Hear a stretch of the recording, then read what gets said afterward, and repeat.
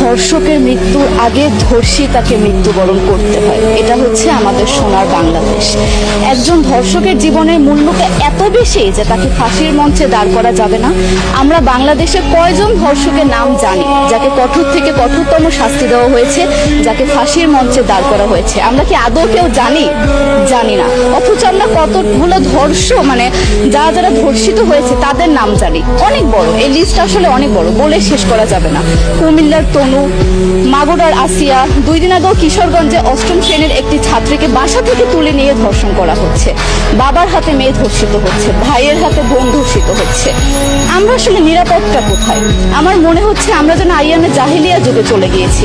মাঝে মধ্যে মনে হয় এর থেকেও খারাপ সময় আছি আমরা, কারণ ওই যুগে মেয়েরা অ্যাটলিস্ট সম্মান নিয়ে মৃত্যুবরণ করতে পারতো। জন্মের পরপর জ্যান্ত মাটিতে পুঁতে দেওয়া হতো, আর আমাদের ধর্ষণ করে নির্মমভাবে তারপর মৃত্যুবরণ করতে হচ্ছে।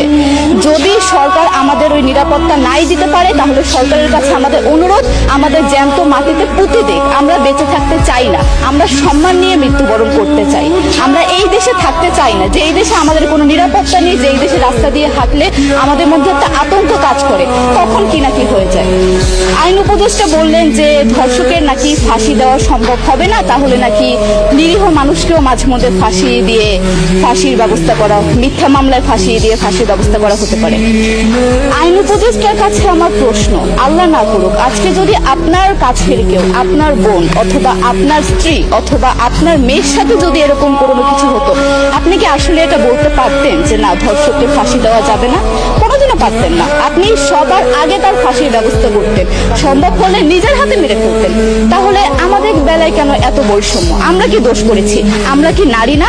আমরাও তো কারো বোন, আমরাও তো কোনো বাবার সন্তান, আমাদেরও তো বেঁচে থাকার অধিকার আছে, তাই না?